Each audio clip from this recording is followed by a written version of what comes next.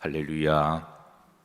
창세기 2장 3절에 하나님께서 그 7일 날을 복되게 하사 거룩하게 하셨다 하셨습니다.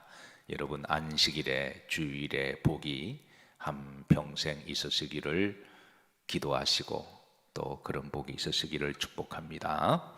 자, 오늘은 이제 하나님의 안식에 들어가지 못하는 자들이라고 하는 제목인데요.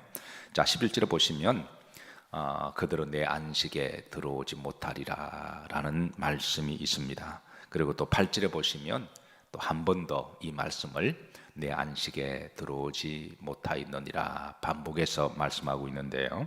우선 11절 말씀 한번 보시겠습니다. 자, 잘 보시면 이게 누구의 안식일인지 분명하게 소유권을 말씀하고 계세요. 안식의 소유권은 누구에게 있느냐? 우리가 안식일의 신앙과 신학을 우리가 지난번에 함께 나누었죠. 그래서 이 안식일의 신앙의 첫 출발점은, 시작은 우선 소유권이 분명히 해야 됩니다. 이 안식일의 소유권은 누구에게 있는지 하나님이 밝혀주시고 계세요. 자, 보십시다. 다 같이 합독하십니다.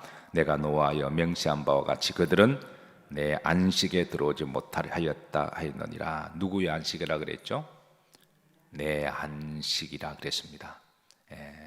안식일은, 주일은 나의 날이 아니라, 내가 놀고 쉬는 날이 나의 소유권에 있는 게 아니라, 이 시간과 점유권의 소유권은 누구에게 있다? 하나님에게 있다. 그래서 하나님은 이 안식일의 소유권은 내 것이다, 그렇게 말씀하시므로 우리가 주일 성수의 첫걸음은 우리가 교회에 나와 준다라고 하는 이 심리적 의식은 내 날, 내 시간, 내 거라고 하는 심리적인 요인 때문에 그런 생각을 많이 가지잖아요. 근데 이 날은 하나님의 날이고, 우리가 하나님의 시간을 우리가 덤으로 받는 것이고 선물로 받는 것이니, 그 하나님께 받은 시간들을 우리가 일부 하나님께 돌려드리는 것은, 그거는 마땅한 일이고 옳은 일이라고 하는 거죠. 그래서 이 날은 누구 날이다? 주님의 날이다. 이 소유권의 신앙을, 안식일의 주일의 소유권의 신앙을 분명히 하시기를 주의 이름으로 축복합니다. 자, 내 안식에 들어오지 못한다, 이 말씀은, 자, 제가 지난번에 두 가지 의미를 함이 있다고 그랬습니다. 첫 번째, 역사적으로 보면 이스라엘 백성들이 가나안 땅에 들어가지 못한다라고 하는 의미, 역사적인 의미가 있고, 또 영적으로, 믿음으로 보면 궁극적으로 천국에 들어가지 못한다라고 하는 이 두 가지 함의를 다 가지고 있다고 말씀을 드렸어요.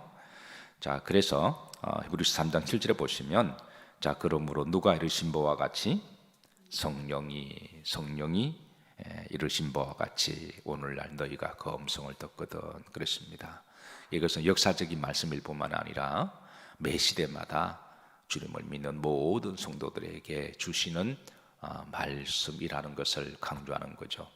역사적으로도 이스라엘 백성 출애굽했지만 저들은 가나안 땅에 들어가지 못했습니다. 이건 매 시대마다 우리가 신앙생활을 한다라고 하지만, 나름대로 믿음 생활을 한다라고 하지만, 나름대로 교회에 온다라고는 하지만, 그러나 우리가 천국에 들어갈 자는 하나님이 정하신다고 하는 것이죠. 자, 그래서 오늘 8절에 보시면 어떻게 해서 왜 안식에 들어가지 못하게 됐는가라고 하는 그 이유를 두 가지를 밝히세요. 자, 오늘은 시간이 되면 두 가지를 다 보도록 하고, 시간이 좀 부족하면 한 가지만 좀 보도록 하겠습니다. 우선 8절입니다. 자, 합독합니다. 광야에서 시험하던 날에 기억하던 것 같이 너희 마음을 뭐하게 하지 말라? 완고하게 하지 마라. 광야로 우리 인생 여정을 상징하죠. 그러니까 안식에 들어가지 못한 이유는, 첫 번째가 마음이 뭐했기 때문에? 완고했기 때문이었음을 하나님이 말씀하십니다. 자, 그리고 하나님께서는 광야에서 뭐 하시던 날에? 시험하시던 날에, 그러니까 저들의 마음이 완고해서 하나님이 그 마음에 이 애굽적인 교만, 우상숭배적인 것들, 세속적인 것들, 이런 것들을, 애굽의 물을 다 빼야 되거든요. 그걸 빼야 이 가나안 땅에 들어갈 수가 있는데, 근데 이 애굽에 완고했던 우상 숭배적이고 세속적인 이 애굽의 물을 빼시기 위해서 하나님이 하시던 방법이 뭐 하셨다? 시험하셨다라고 하는 것이죠. 그래서 신명기 8장 2절을 보십시다. 하나님께서 시험하신 목적을 분명히 말씀해 주고 계십니다. 신명기 8장 2절 합독합니다. 내 하나님 여호와께서 이 40년 동안에 내가 광야의 길을 걷게 하신 것을 기억하라. 이는 너를 낮추시며 너를 시험하사 내 마음이 어떠한지 알려 하노라 그랬습니다. 광야에서 걷게 하시면서 넘어지기도 하시고 또 시험하게 하신 것은 우리의 마음을 알게 하시기 위해서, 우리 마음을 이제 바로 잡으시기 위해서. 여러분, 우리가 인생을 살아가면서 많은 스승을, 많은 레슨을 받습니다. 어떨 때 여러분 가장 교훈을 잘 받으시나요? 학교에서 공부할 때 내가 뭐 깨달았다, 느꼈다 그러잖아요. 수학 공식이라든가 어떤 공부를, 역사라든가 인문학을 그러니까 달달 외우면서 이해가 되어지면 내가 뭔가를 지식에 이 소득의 기쁨을 우리가 누리게 되죠. 그래서 부모들은 자식한테 열심히 공부시킵니다. 하나라도 배워서 남주냐 그러면서. 그래서 우리는 때로는 내 인생의 스승을 교과서라고 말하기도 합니다. 또 그런가 하면 또 인생의 레슨을 선생을 통해서 배울 수도 있는 거죠. 선생님을 통해서 좋은 스승을 만나서 또 우리가 인생을 배우기도 합니다. 그런데 이거보다 더 귀한 우리가 인생의 레슨은 우리가 인생을 살아가면서 내가 실패했을 때 그때 우리는 처절하게 배웁니다. 만약 실패했는데도 배우지 못하는 사람은 그런 비전이 없어요. 그건 계속 반복되는 거죠. 성공한 사람과 실패한 사람들을 보면 가방끈이 길고 짧으면 나중에는 사회 나가면 그 별로 도움이 안 되죠. 근데 세상에서 성공한 사람 공통적인 특징은 다 실패하고 다 넘어지는데, 근데 실패하고 넘어졌을 때 그때 처절하게 배우는 사람들이 있습니다. 그래서 자기를 돌아보고 분석하고 왜 넘어졌을까? 왜 인간관계가 깨졌을까? 이번 사업은 왜 내가 안 되었을까? 이걸 처절하게 분석하고 그거를 통해서 빨리 깨닫고 극복하는 사람은 그 사람은 반드시 성공합니다. 그래서 그렇게 보면 우리가 성공한 사람들의 특징은 책도 아니요, 맨날 잔소리 스승들 선생이 이야기한다고 말 다 들으면 다 성공하게 해요. 그런데 최고의 스승은 내가 실패했을 때, 넘어졌을 때 그때 눈물을 흘리면서 이를 악물고 그때 무릎으로 기어다니면서 그때 바닥으로 기면서 두 주먹 불 끈지고 다시 자기를 돌아보고 일어났을 때 그때 이제 비로소 성공의 첫걸음을 내딛는 거죠. 하나님께서 광야에서 이스라엘 백성들의 마음이 너무 완고와 고집이 세서 이 누구 말도 안 듣습니다. 누구 말도 안 들어요. 마음이 고집이 세고 애굽 물을 그냥 잔뜩 먹었기 때문에 누구 말을 들을까요? 그 고래 심줄보다 더 질긴 고집을 하나님이 광야에서 실패하고 넘어지고 이런 경험을 통해서 하나님께서는 그들을 이제 레슨을 주기 시작하신 거죠. 그래서 그거를 통해서 저들이 처절하게 깨닫게 되면 그들은 비로소 안식에 성공하게 되고 또 하나님이 준비하신 그 축복의 그릇을 하나님이 넓혀주시는 거죠. 그래서 오늘 신명기 8장 4절을 보면 하나님이 40년 동안 광야에 걷게 하신 것은 그냥 뺑뺑이 돌리고 이 고생하게 하는 게 목적이 아니라 그걸 통해서 뭐 하시기 위해서? 배우게 하시기 위해서.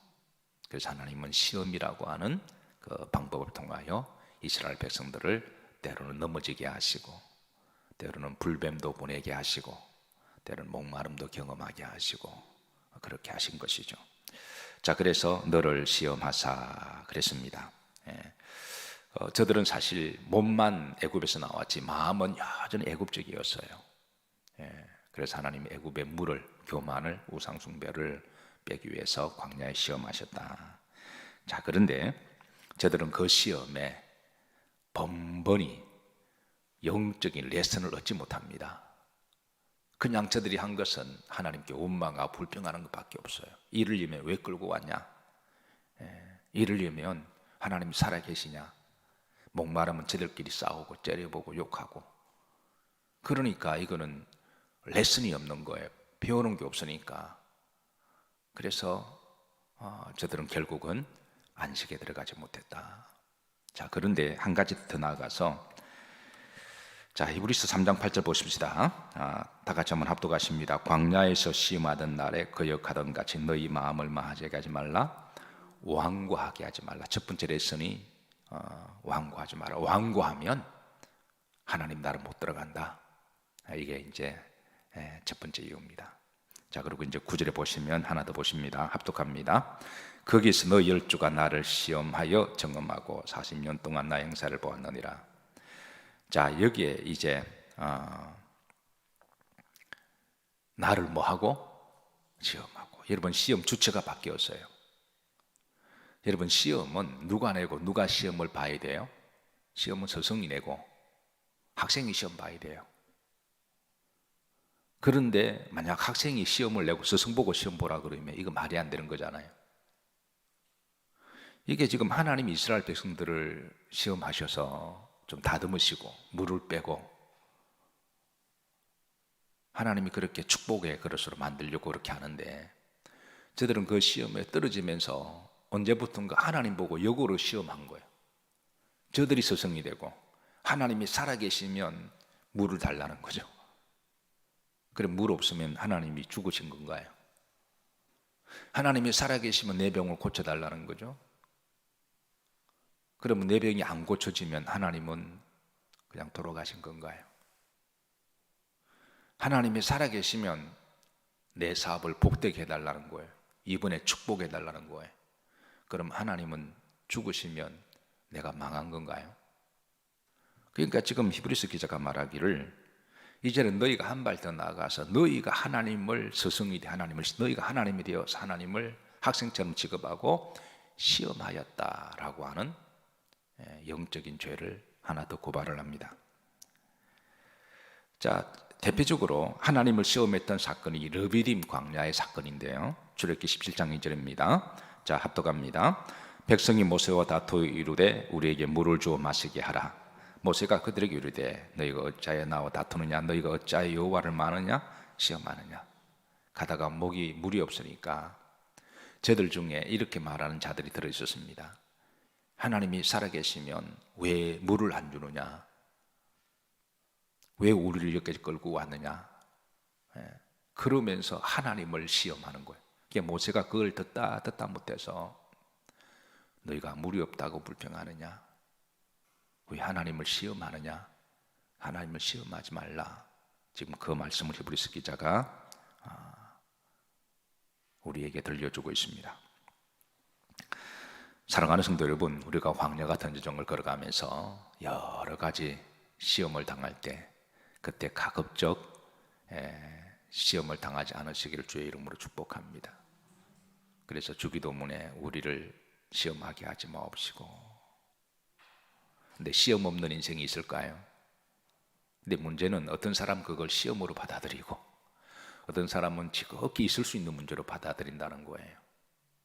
그래서 어떤 동일한 문제를 만나 어떤 사람은 시험이 되고 어떤 사람은 그 시험도 안 됩니다. 그래서 내가 마음이 어떻게 받아들이냐에 따라서 그거는 그 정도 있을 수가 있는 일이지 뭐. 살면서 안 아픈 사람 어디 있어? 살면서 안 넘어지는 사람 어디 있어? 살면서 상처 안 받는 사람 이렇게 그냥 지나가는 사람 있는가 하면, 그런 일 있을 때마다 왜 나만?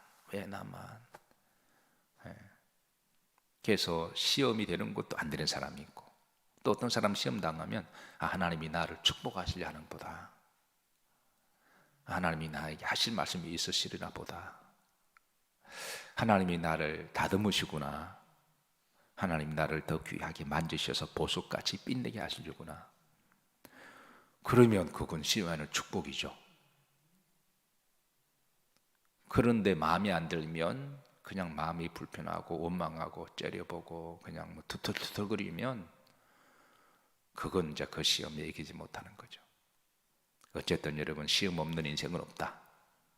그러나 그 시험을 통해서 우리가 얼마든지 축복의 통로가 될 수 있음을 믿으시기를 주의 이름으로 축복합니다.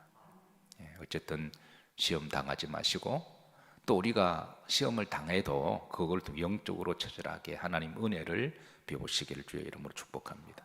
저는 인생의 실패가 최고의 교사라고 믿습니다. 한번 넘어져 봐야 아픔을 알죠. 뭐 인생의 실패가, 또 자기가 한번 얻어터져 봐야 겸손도 배우고 귀한 것도 알고.